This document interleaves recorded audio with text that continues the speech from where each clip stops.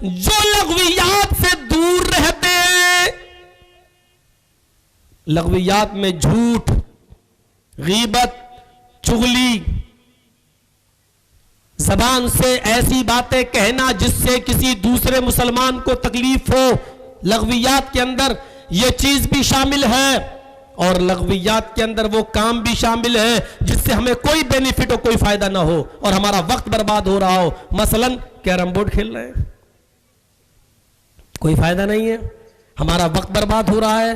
اس سے نہ ہماری تندرستی میں اضافہ ہو رہا ہے، نہ ہمارے گھر میں ہماری بچوں کی اصلاح ہو رہی ہے، صرف وقت کی بربادی ہے. اس لیے لغو کاموں میں کیرم بورڈ بھی آتا ہے، لغو کاموں میں ہمارا کرکٹ کا کھیلنا بھی آتا ہے، لغو کاموں کے اندر ہمارا پتنگ اڑانا بھی آتا ہے، لغو کام کے اندر میرے بھائیوں شرط لگا کر میچ کھیلنا بھی لغو کاموں کے اندر آتا ہے. لغو کام کے اندر شطرنج کھیلنا بھی آتا ہے. اور شطرنج تو اتنا بڑا گناہ ہے، چوسر کھیلنا، شطرنج کھیلنا، زمین پر رکھ کر گٹی کو ادھر ادھر رکھ کر، کہتے ہیں یہ بادشاہ ہے، اس نے ایک گوڑی ماری اور اس نے پھلاں کو پرست کر دیا، پھلاں کو، یہ رانی مر گئی، راجہ مر گیا، پتہ نہیں کیا کیا ہوتا ہے اس کے اندر.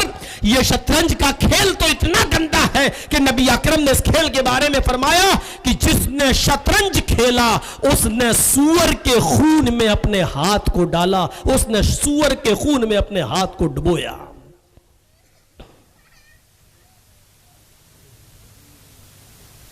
کھیلتے ہیں ہم یہ کیرم بورڈ سبھی اسی حکم میں.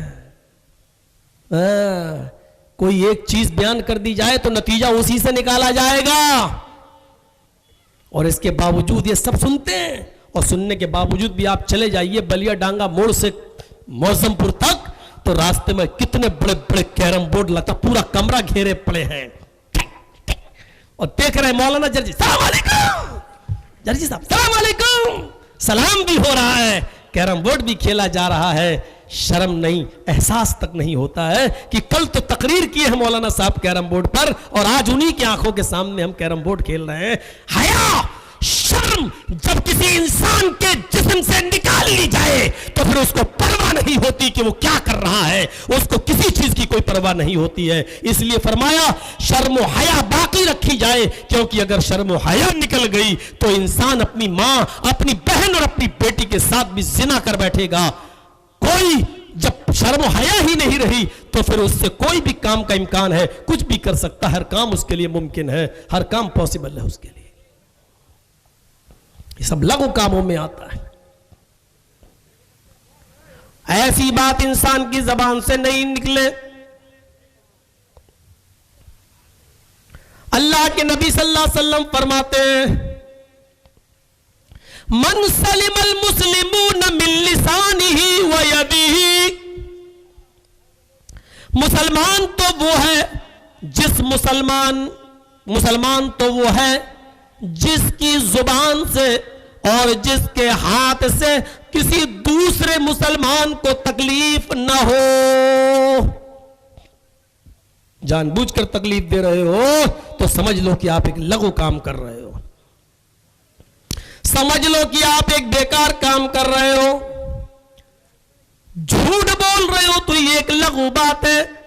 فرمایا جب ایک مومن بندہ، ایک مسلمان اسلام کی حالت میں جب وہ جھوٹ بولتا ہے تو اس کے جھوٹ کی بدبو سے فرشتہ جو اس کے قریب ہوتا ہے وہ اتنی گھن کھاتا ہے کہ اس کے منہ کی بدبو سے 1 میل دور بھاگ جاتا ہے. یہ لغو بات ہے. جھوٹ بولنا بھی وہاں جائز بتایا ہے جہاں 2 مسلمان آپس میں لڑ جائیں، 2 جماعتیں آپس میں لڑ جائیں اور تمہیں معلوم ہے کہ یہاں جھوٹ اگر بول دوں تو ان دونوں کو ایک کیا جا سکتا ہے، تو وہاں اللہ کے نبی نے ان دونوں کو ملانے کے لیے اور ایک پلیٹ فارم پر لانے کے لیے، ان دونوں کے دلوں کو جوڑنے کے لیے فرمایا کہ تم یہاں جھوٹ بول سکتے ہو. لیس الکذاب الذی یصلح بین الناس، وہ جھوٹا نہیں لکھا جاتا اللہ کے یہاں جو لوگوں کے درمیان صلح کرانا چاہتا چاہے، لوگوں کو جوڑنا چاہے، لوگوں کو ایک کرنا چاہے، ان کو ایک کرنے کے لیے اگر وہ جھوٹ بولتا ہے تو اس کو اللہ کے یہاں جھوٹا نہیں لکھا جاتا ہے۔ ایک یہاں اور ایک جگہ اور جھوٹ بولنا جائز ہے، وہ کہاں ہے؟ وہ آپ کے گھریلو معاملے میں آپ کی بیوی ناراض ہے، اپنی بیوی کو خوش کرنے کے لیے کہ ناراضگی بہت زیادہ دن تک نہ رہے تو آپ جھوٹ بول سکتے ہو بیوی کو خوش کرنے کے لیے، اور بیوی بھی شوہر کو خوش کرنے کے لیے جھوٹ بول سکتی ہے، کیونکہ ان دونوں کے درمیان دوری طلاق کا ذریعہ بن سکتی ہے۔ اس طلاق سے بچنے کے لیے اللہ کے رسول نے اتنی اجازت دی ہے۔ اندازہ لگا سکتے ہیں میاں اور بیوی کے درمیان محبت باقی رکھی جائے، اگر جھوٹ سے دونوں ایک ہو رہے ہیں تو ایک دوسرے کے لیے جھوٹ بول سکتا ہے، اتنا جتنی ضرورت ہو۔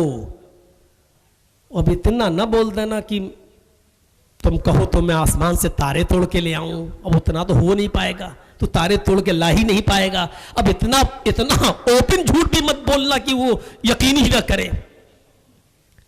یہ تو عشق اور معشوق کی کتابوں میں لکھے ہوتے ہیں، اور یہ تو فرضی افسانے ہوتے ہیں، پیار کرتے ہاں کتنا، بس دل چیر کے نہیں دکھا سکتے۔ ہمارے ہندو بھائیوں میں چلے جاؤ، لوگوں نے تو ہنومان پر بھی وشواس نہیں کیا تھا، وہ کہتے تھے میرے دل میں رام ہیں، لوگ ہٹ جھوٹ بولتا، انہوں نے سینہ چیر دیا تھا۔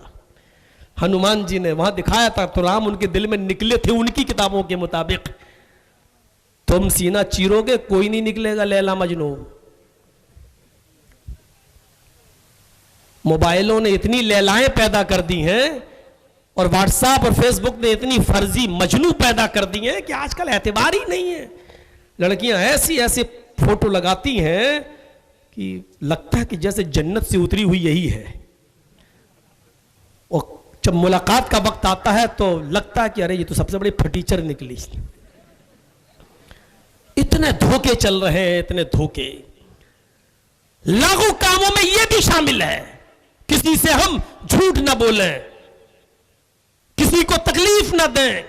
لاغو کام کے اندر یہ بھی شامل ہے کہ ہر فالتو کام ہم کر رہے ہیں جس سے کوئی فائدہ نہیں ہے۔ اللہ تعالیٰ نے مومن کے فلاح اور کامیابی کا دوسرا زینہ یہ بتایا ہے کہ وہ لغو کاموں سے دور رہے اور لغو باتوں سے دور رہے۔ والذین هم عن اللغو معرضون، جو لغو باتوں سے اور لغو کاموں سے اعراض کرتے ہیں، دور رہتے ہیں، بلکہ بیکار لوگوں سے بھی دور رہنا چاہیے۔ لغو کام نہیں، فالتو آدمی ہیں، چائے کی دکان پہ بیٹھے ہیں، مولانا صاحب گزر رہے ہیں، مولانا صاحب آ رہے ہیں چائے کی دکان پہ، کوئی کام تو ہے نہیں، بیٹھے مولانا صاحب، ہاں مولانا صاحب تو ان کے باپ کے نوکر ہیں، چلے گئے، جی آئیے چائے پی لیجیے۔ سارا مولانا صاحب سوچ رہے ہیں نہیں پیئیں گے تو بھی کہے گا بڑا گھمنڈی ہے، دیکھو بیٹھتا بھی نہیں ہے، ہم تو اتنے پیار سے کہہ رہے ہیں، بیچارے بیٹھ گئے، جی لائیے چائے پی۔ مولانا صاحب ایک مسئلہ بتا دو، یہ دیکھیے اب مسئلہ پوچھ رہا ہے۔ مسئلہ پوچھنا نہیں تھا، اگر قرآن و حدیث کا علم حاصل کرنا ہوتا تو مولانا کے پاس جاتا، ان کے روم پہ جاتا، ان کے کمرے پہ جاتا، اجازت لیتا، پہلے موبائل پر ٹائم لیتا، فون کرتا، یا گھر والے سے اجازت لے کر گھر کے اندر جاتا، یا مولانا صاحب جب مسجد میں تھے نماز پڑھنے تب ان سے پوچھ لیتا، لیکن اس کو مسئلہ پوچھنا نہیں۔ مولانا کو دیکھ کر مسئلہ یاد آ گیا ہے۔ یہاں پر مولانا کا قرآن و حدیث کی روشنی میں اگر دیکھا جائے، کتاب و حکمت کی روشنی میں دیکھا جائے تو مولانا کو مسئلہ بتانا جائز نہیں ہے، مجبوری ہے، بتانا پڑتا ہے، نہیں بتائیں گے تو دین کا مسئلہ نہیں بتا رہا ہے۔ ارے کتنا کمینہ مولوی ہے، ارے ہم دین کا مسئلہ پوچھ رہے ہیں، ہم سے زیادہ دین تو آپ ہی جانتے ہیں۔ امام بخاری رحمت اللہ، یہ دلی والے امام بخاری کی بات نہیں کر رہا ہوں میں، امام بخاری جنہوں نے بخاری شریف کی حدیث لکھی، 16 سال کے اندر 7000 حدیثیں جنہوں نے درج کی، امام بخاری سے اس وقت کا بادشاہ کہتا تھا، امام بخاری سے مولانا علامہ ہمارے بچے کو پڑھانے لگیے، قرآن پڑھائیے، حدیث پڑھائیے، اور انہوں نے کہا ٹھیک ہے پڑھا دوں گا۔ ایک ہفتے کے بعد جب بادشاہ سے آمنا سامنا ہوا امام بخاری کا تو بادشاہ نے کہا آپ نے تو کہا تھا میں آپ کے بچے کو پڑھا دوں گا، آپ آئے نہیں؟ امام بخاری نے کہا آپ کا بچہ میرے گھر آیا ہی نہیں۔ بات دیکھ رہے ہیں؟ بادشاہ نے کہا میرا بچہ آپ کے گھر آئے گا، آپ کی جھونپڑی میں پڑے گا، آپ کو میرے محل میں آنا ہے اور میرے بچے کو میرے محل میں پڑھانا ہے۔ امام بخاری رحمت اللہ علیہ نے فرمایا بادشاہ سلامت، آپ کا یہ حکم میرے جوتوں کے بوٹ کے تلوے کے نیچے نہیں مانتا۔ کیا کہہ رہے ہو؟ کہا آپ کے بیٹے کو قرآن و حدیث کا علم حاصل کرنا ہے تو میرے گھر پہ آنا پڑے گا، میری جھونپڑی میں آنا پڑے گا، اور جھونپڑی میں نہیں، میں جس ٹاٹ پر بیٹھتا ہوں اور میرے پاس محلے کے غریب بچے جس چٹائی پر بیٹھ کر قرآن و حدیث کا علم حاصل کرتے ہیں، آپ کے بچے کو بھی اسی چٹائی پر بیٹھ کر علم حاصل کرنا ہوگا۔ پیاسا کنویں کے پاس آتا ہے، کنواں پیاسے کے پاس نہیں جاتا ہے۔ ہمیں ضرورت ہوگی تو ہم آپ کے گھر آئیں گے، ہمیں ضرورت نہیں ہے آپ کے درہم و دینار کی، آپ کے روپیوں کی اور پیسوں کی۔ آپ کے بچے کو اگر علم کی ضرورت ہے تو آپ ہمارے گھر بھیجیے۔ امام بخاری رحمت اللہ علیہ کو شہر سے نکال دیا گیا، ملک بدر کر دیا گیا، انہوں نے شہر چھوڑنا گوارا کر لیا، اپنا ملک چھوڑنا گوارا کر لیا، لیکن علم کی توہین نہیں کی، علم کی توہین نہیں کی۔ اپنے آپ کو بدلو۔ ہوٹلوں پہ بیٹھ کر مولویوں سے مسئلے پوچھو گے؟ اتنی جرأت، اتنی ہمت؟ اس لیے اللہ تعالیٰ نے فرمایا مولویوں کو، ان علماء کو جو اہل علم ہے، جب تمہیں ایسے جاہلوں سے سامنا پڑ جائے ان کی محفلوں میں بیٹھا ہی مت کرو، ان کے پاس بیٹھ کر تمہیں چائے پینے کی ضرورت ہی کیا ہے؟ قرآن نے صاف کہہ دیا وَإِذَا خَاطَبَهُمُ الْجَاهِلُونَ قَالُوا سَلَامًا۔ جب تم سے جاہل مخاطب ہو جایا کریں، جب تم سے جاہل راستے میں کھڑے ہو کر گفتگو کرنے لگے تو السلام علیکم کہہ کر آگے بڑھ جایا کرو، ان سے زیادہ باتیں نہ کرو، اس لیے کہ جاہلوں سے زیادہ گفتگو کرو گے تو سوائے اپنا سر دیوار پہ پھوڑنے کے سوا تمہیں کچھ نہیں ملے گا۔ جاہلوں کے کسی سوال کا جواب ہم دے پائیں گے؟ میں نے بتایا تھا شاید نہیں دے پائیں گے آپ۔ ایک کان میں کتنے ستارے ہیں؟ جاہل اٹھا ایک، کہنے لگا 5 لاکھ۔ وہ پڑھا لکھا ڈر گئے، کتنے؟ 5 لاکھ۔ کہ تمہیں کیسے معلوم؟ کہ میں جو کہہ رہا ہوں وہ مانو۔ دلیل؟ کا دلیل کچھ نہیں، اگر یقین نہیں آتا تو گن کے آؤ۔ اب کون جواب دے گا اس کا؟ کیا مولانا جرجیز کے پاس اس کا کوئی جواب ہے؟ کیا مولانا مظہر صاحب کے پاس اس کا کوئی جواب ہے؟ کیا بڑے سے بڑے عالم کے پاس اس کا کوئی جواب ہے؟ کیا جواب ہے؟